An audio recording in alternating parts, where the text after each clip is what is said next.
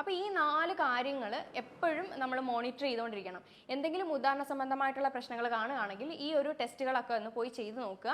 അപ്പോൾ മിക്കുള്ള ആളുകളിലും ഇതൊക്കെ തന്നെയാണ് പ്രശ്നം. 50 മുതൽ 80% പുരുഷന്മാരും ഒരേപോലെ അനുഭവിക്കുന്ന ഒരു ബുദ്ധിമുട്ടാണ് ഉദാഹരണ സംബന്ധമായ പ്രശ്നം. ഇതിന് പ്രധാന കാരണവും ലിംഗത്തിലേക്കുള്ള രക്തയോട്ടക്കുറവാണ്. എന്തുകൊണ്ടാണ് രക്തയോട്ടക്കുറവ് വരുന്നത്? ഇത് നമുക്ക് എങ്ങനെ മനസ്സിലാക്കാം എന്നുള്ളതാണ് നമ്മൾ ഇന്നത്തെ വീഡിയോയിലൂടെ ഡിസ്കസ് ചെയ്യുന്നത്. എൻ്റെ പേര് doctor Sandra Ajith, medical officer, Prana nature care centre, കൊല്ലം.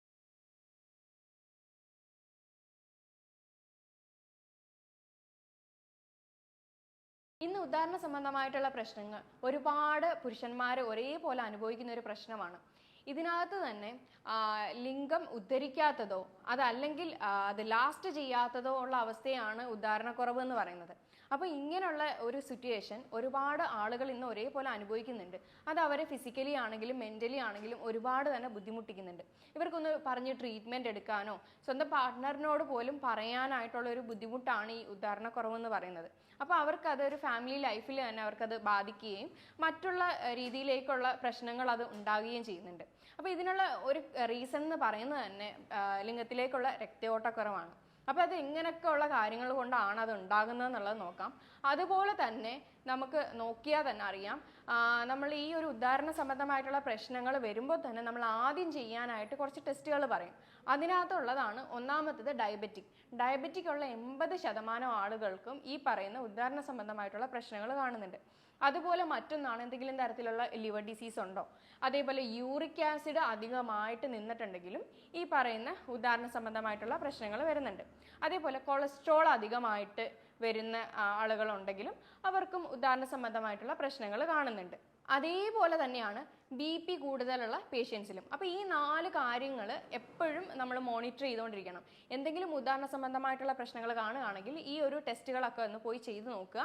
അപ്പോൾ മിക്കുള്ള ആളുകളിലും ഇതൊക്കെ തന്നെയാണ് പ്രശ്നം.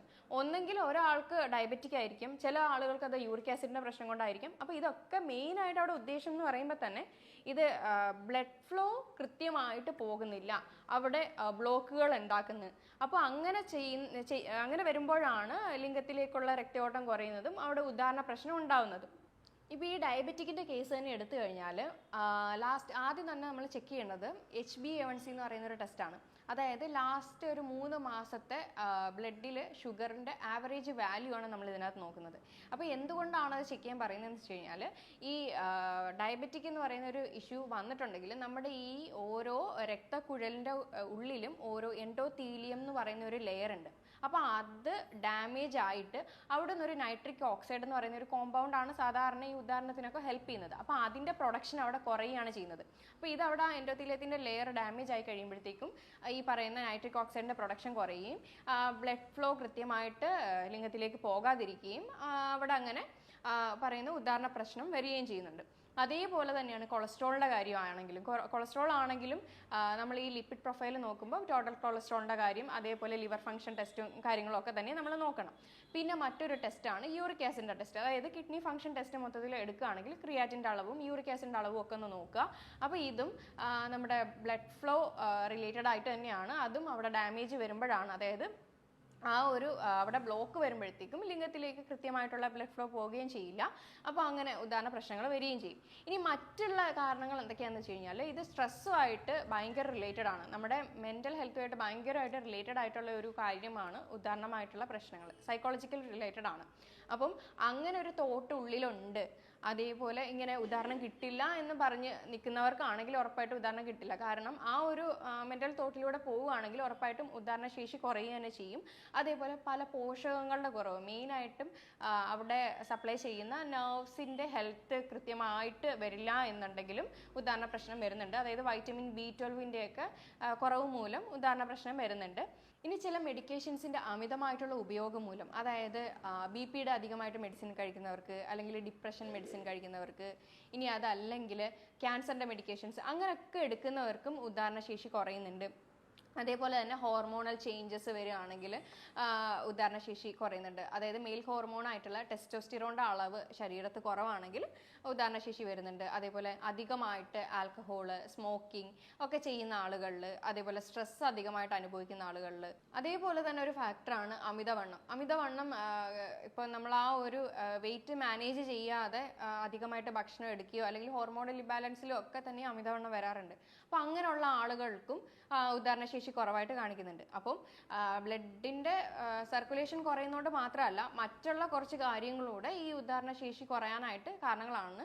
അപ്പോൾ ഇത് സ്ട്രെസ് റിലേറ്റഡ് അല്ലെങ്കിൽ മെൻ്റലി നമ്മുടെ ആ ഒരു റിലേറ്റഡ് ആണ്, സൈക്കോളജിക്കലി റിലേറ്റഡ് ആണെന്നുണ്ടെങ്കിൽ നമുക്ക് അതിന് വേണ്ടുന്ന ട്രീറ്റ്മെൻറ്റും കാര്യങ്ങളും എടുക്കാവുന്നതാണ്. ഇപ്പോൾ എന്താണ് ഇതിൻ്റെ മെയിൻ ആയിട്ടുള്ള റീസൺ എന്ന് ആദ്യം കണ്ടുപിടിച്ചതിന് ശേഷം മാത്രം ട്രീറ്റ്മെൻറ്റ് എടുക്കുക. അങ്ങനെയാണെങ്കിൽ നമുക്കിത് തുടക്കത്തിൽ തന്നെ കണ്ടുപിടിച്ച് കഴിഞ്ഞാൽ അതിൻ്റെ ഒരു ട്രീറ്റ്മെൻറ്റും കാര്യങ്ങളൊക്കെ പോയി കഴിഞ്ഞാൽ കൃത്യമായിട്ട് നമുക്കത് പഴയ രീതിയിലേക്ക് തന്നെ കൊണ്ടുവരാനായിട്ട് കഴിയും. ഇനി ഇതുമൂലം ഉണ്ടാകുന്ന ഫാമിലി ഇഷ്യൂസും കാര്യങ്ങളൊക്കെ ആണെങ്കിൽ അതൊരു കൗൺസിലിംഗ് രീതിയിൽ എടുക്കാവുന്നതാണ്. ഇനി അതുപോലെ ഒബേസിറ്റി കാരണമാണ് ഉണ്ടാവുന്നതെങ്കിൽ നമ്മളത് മാനേജ് ചെയ്ത് കൊണ്ടുവരേണ്ടതാണ്. ഇനി അതല്ല, ഡയബറ്റിക്, അതേപോലെ കൊളസ്ട്രോള്, BP-യുടെ പ്രശ്നം, യൂറിക് ആസിഡിൻ്റെ പ്രശ്നം, ഇതൊക്കെ ഉണ്ടെങ്കിൽ ഇതൊന്ന് ആദ്യം മാനേജ് ചെയ്തുകൊണ്ട് വരിക. എന്നിട്ട് ഉദാഹരണ സംബന്ധമായിട്ടുള്ള പ്രശ്നത്തിന് ട്രീറ്റ് ചെയ്യുക. അതിനനുസരിച്ചുള്ള ഭക്ഷണങ്ങളും കാര്യങ്ങളും കഴിച്ചാൽ തന്നെ ഉദാഹരണം നമുക്ക് ലഭിക്കുന്നതാണ്. ബ്ലഡ് സർക്കുലേഷൻ ഇനി ലിംഗത്തിലേക്ക് കുറയുന്നതിൻ്റെ കുറച്ച് ലക്ഷണങ്ങൾ എന്തൊക്കെയാണെന്ന് വെച്ച് കഴിഞ്ഞാൽ, ലൈംഗിക ദൃഢത കുറയുക, ലൈംഗികത്തിൻ്റെ ഒരു ആഗ്രഹം കുറയുക എന്നുള്ളതാണ്. അതേപോലെ മോർണിംഗ് ഇറക്ഷൻ കിട്ടാതെ ആവുക, പെനിസ് പതിവിലും അധികം ക്ഷീണിതമാവുക. അപ്പോൾ ഇങ്ങനെയൊക്കെ എന്തെങ്കിലും കണ്ടു കഴിഞ്ഞാൽ ഉറപ്പായിട്ടും അത് ബ്ലഡ് സർക്കുലേഷൻ കുറയുന്നത് കൊണ്ടായിരിക്കാം. അപ്പോൾ അതിൻ്റെ കാരണം എന്താണെന്നുള്ളത് കണ്ടെത്തി ട്രീറ്റ് ചെയ്യുകയാണെങ്കിൽ നമുക്കത് കൃത്യമായിട്ട് തന്നെ മാറ്റാനായിട്ട് കഴിയും.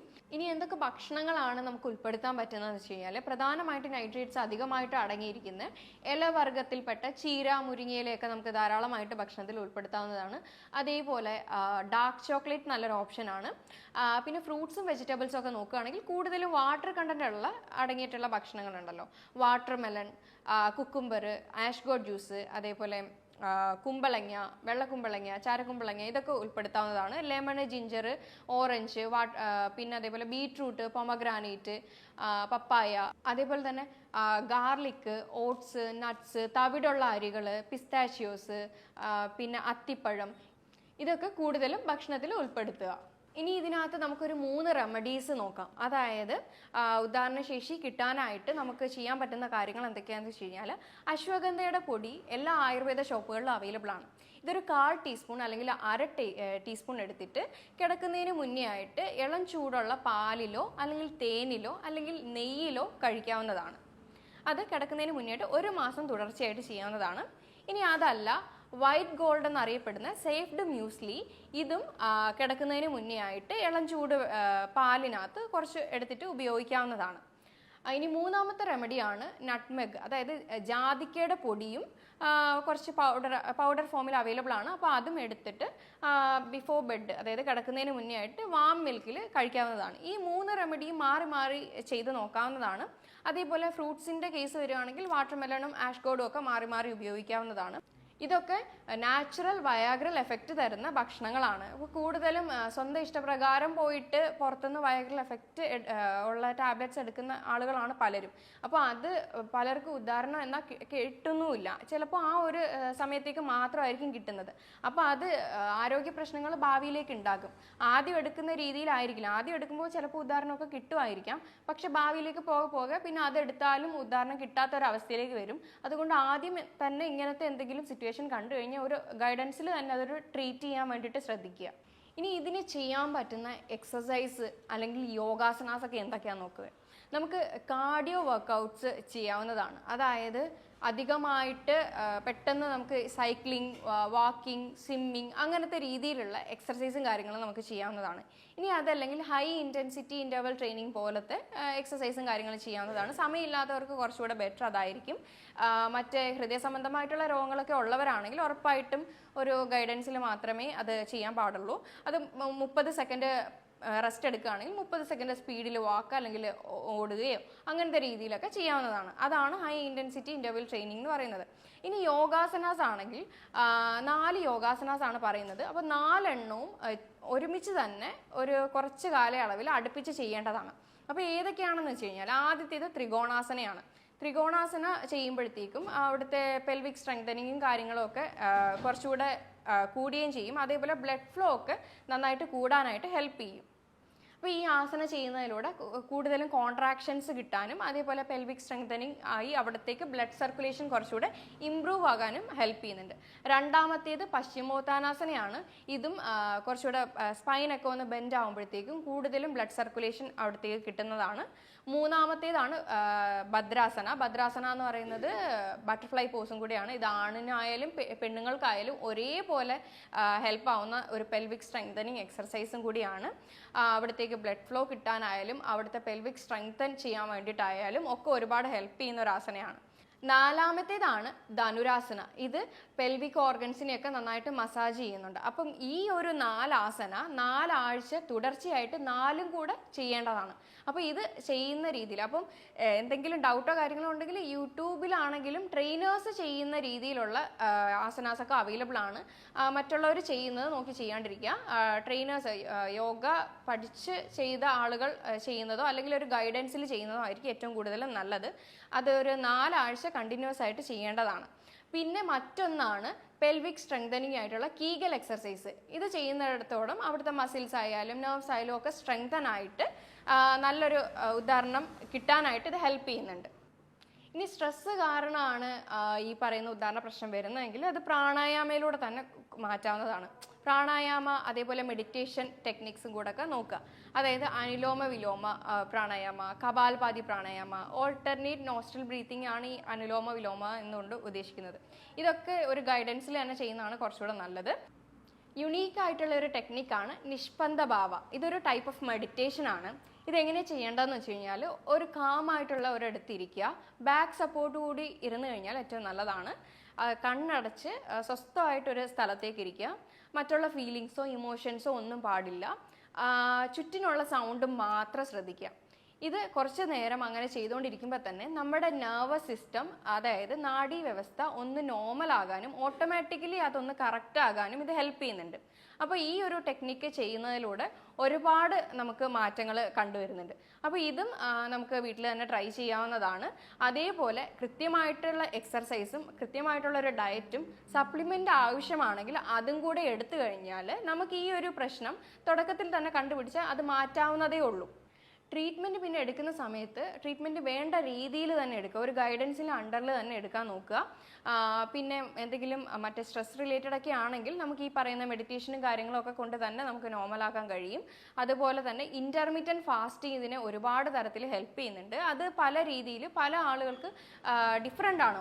എല്ലാവർക്കും ഒരേ രീതിയിലായിരിക്കില്ല ഇൻ്റർമീഡിയറ്റ് ഫാസ്റ്റിങ്ങിൻ്റെ ടൈമും കാര്യങ്ങളൊക്കെ പറയുന്നത്. അപ്പോൾ അതും കൂടെ ഒരു ഗൈഡൻസിൽ തന്നെ എടുക്കാനായിട്ട് നോക്കുക.